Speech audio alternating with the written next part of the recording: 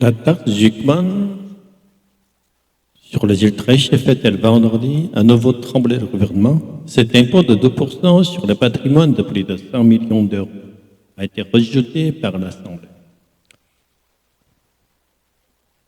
Le nom l'emporte car le Rassemblement national, le Bloc central, mais aussi les Républicains ont voté contre.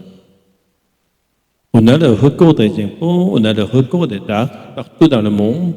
Et il y a des députés qui passent leur temps dans cet hémicycle à juste se demander est-ce que par miracle, il n'y aurait pas encore une petite taxe supplémentaire qu'on pourrait encore augmenter.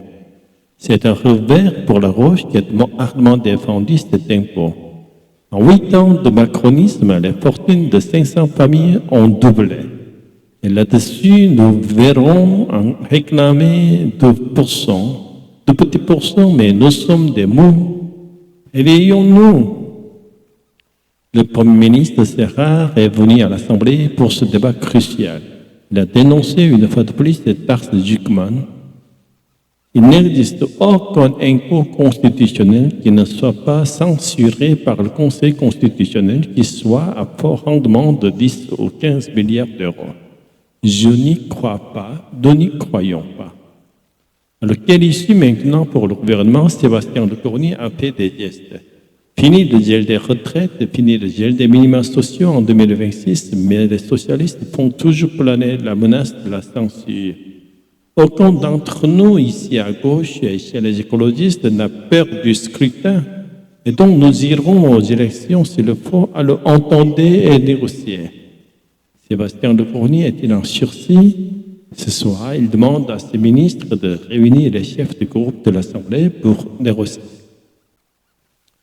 C'est dans l'enceinte même du tribunal, dans les sous-sols, aux partions de les personnes en attente de jugement que les faits se seraient déroulés. 2 policiers chargés de la sécurité d'élus entrent à tour de rôle dans une cellule où dort une femme de 26 ans qui doit être présentée en magistrat. Selon elle, les fonctionnaires l'auraient violée, allant même jusqu'à filmer avec son téléphone portable. Placés en garde à vue, les 2 hommes de 23 et 35 ans avaient rejoint la police il y a quelques mois. La suite de ce signalement, j'ai immédiatement suspendu de leurs fonctions les 2 policiers affectés au dépôt du tribunal. Auditionnés, les policiers évoquent eux une relation consentie. Les enquêteurs vont désormais visionner les images de vidéosurveillance, même si elles ne filment que le couloir et pas l'intérieur des cellules. L'attaque était violente et soudaine. Ce matin, sur le sol devant le laboratoire de métaux précieux, des papiers prouvent que ce sont des lingots d'or qui ont été dérobés. Près de 12 millions d'euros que les malfaiteurs emportent dans les sacs en quelques minutes. Une attaque à explosif spectaculaire dans une raffinerie d'or. En mai dernier, la même entreprise avait été visée, mais les braqueurs n'avaient pas pu entrer et avaient fini par incendier leur véhicule. Ces établissements sont-ils aujourd'hui de plus en plus menacés? Dans une boutique d'achat et de vente d'or, la prudence est à son maximum car le cours du métal s'est envolé. La valeur de l'eau est passée de 1 600 € en octobre à près de 380 € ce mois. Des sommes qui poussent les braqueurs à prendre de plus en plus de risques et à s'attaquer directement aux fonderies et aux raffineries, des endroits qui stockent de très gros volumes. C'est là où ils ont la quantité de métal précieux dans une agence d'or. Il n'y aura pas de grande quantité, vous allez chercher à la source. Je pense que c'est la folie des grandeurs du butin. À la différence des bijoux, l'or est aussi plus facile à revendre car il disparaît rapidement des radars. L'or n'est pas traçable, les bijoux ont des signes caractéristiques, les pierres sont taillées, l'or, même si c'est un lingot qui est marqué, dès qu'il est fondu, vous ne savez pas d'où ça vient. Le butin a été retrouvé, 6 personnes sont actuellement placées en garde à vue.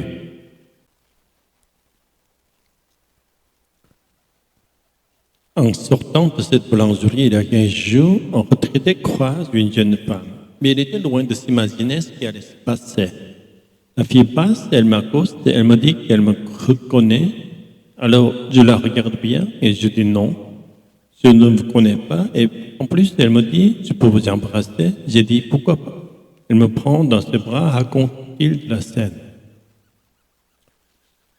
Il rentre alors dans sa voiture. L'échange aura duré moins de 2 minutes. J'ai mis la main à la cuisse pour vérifier mon portefeuille. Je suis parti sans penser que je m'étais fait voler. Il vient en fait être victime d'un vol au câlin. Un processus bien rodé, une personne arrive face à vous, fémine de vous connaître et trouve une raison pour vous faire la bise en vous étreignant. Elle en profite alors pour vous subtiliser vos bijoux ou votre portefeuille. Ce n'est qu'en revenant chez lui, 1h30 plus tard, que le retraité se rend compte que la chaîne à or qu'il portait a disparu. Ma femme m'a demandé « Qu'est-ce que t'arrive ?» J'ai dit « Eh bien, moi, on m'a volé ma chaîne. » C'était le cadeau de chaîne de ma femme, la médaille à mon fils. Donc ça m'a très surpris, bien sûr. J'avais les larmes aux yeux. 2000 € de bijoux envolés, il a porté plainte. À Pézinas, dans l'Hérault, une femme de 89 ans a elle aussi été victime il y a un mois d'un vol au câlin. Le mode opératoire était le même, elle nous raconte par téléphone. Elle s'approche de moi et me dit que je suis une gentille mamie. J'étais surprise. Je me suis même retiré. Elle m'a même embrassé.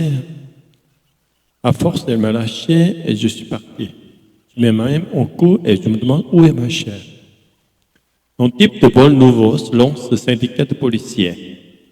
On suppose que c'est une équipe qui est bien organisée parce qu'on a vu 2 feux qui ont été recensés sur Fabrère à côté de Montpellier. Il y a eu également des faits qui ont été recensés dans le Var et également dans les Bouches-du-Rhône.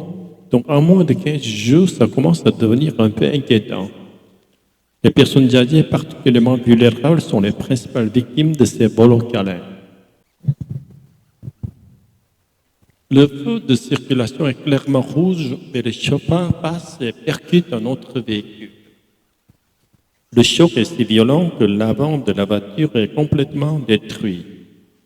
Sur le port de Nice, c'est à la fin d'une course folle, dans la nuit du mardi 28. Pendant plus de 15 minutes avant l'accident, le chauffeur est filmé en train de rouler à contresens, en excès de vitesse, suivi par un motard de 20 ans, étudiant en médecine, alerté par son comportement. J'ai vu un comportement scandaleux et j'ai eu peur pour les personnes autour. Donc je me suis dit que j'allais le suivre au cas où il fauche quelqu'un dans un lieu un peu reculé afin que je puisse prévenir les secours. Quand il est arrêté par la police, le chauffeur de 24 ans est visiblement ivre et refuse de se soumettre à un test d'alcoolémie. Il n'a blessé personne, mais les traces de l'accident restent visibles.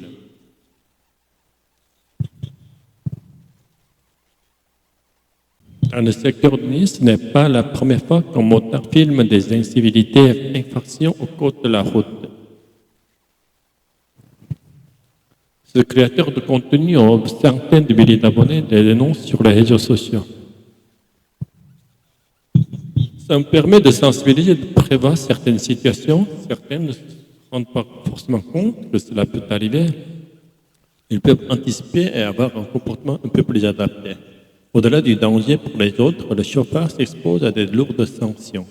Celui appréhendé mardi soir a été condamné à 12 mois de prison avec sursis, probatoire de 12 ans et retrait de permis avec interdiction de le repasser pendant 1 an. Faire une machine en journée pour David, cela va donc devenir une habitude, car il va profiter de nouvelles heures creuses l'après-midi. Une nouvelle pour cet informaticien qui ne sera plus obligé de programmer ses lessives durant la nuit. Il faut y penser le soir. C'est-à-dire que parfois on se dit, tiens, je ferais bien une lessive, mais il faut le programmer, ça fait du bruit la nuit. À 2 heures du matin, on entend le bruit de la machine, et puis à 3 heures, le bip de la machine qui se termine peut nous réveiller. Jusqu'ici, les heures creuses, entre 22 heures et 6 heures du matin, en raison de 5 heures minimum. Et à partir du 1er novembre, il y aura aussi jusqu'à 3 heures en journée, entre 11 heures et 17 heures. Et le pourquoi en téléchargement? Aujourd'hui, nous produisons une énergie plus verte. C'est en journée que les panneaux solaires fonctionnent à plein régime. L'enjeu est de ne pas gaspiller cette énergie propre pour faire fonctionner nos applications électroménagères.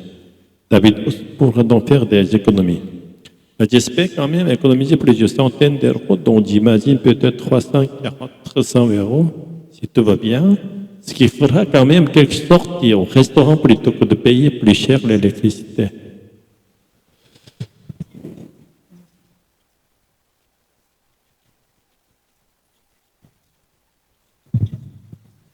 Dans cette vie, par exemple, pour un appartement solidaire à côté, cela pourrait être 13 heures à 16 heures. Attention, pour que cette offre soit rentable, le prix d'entière de votre consommation doit se faire à une heure creuse.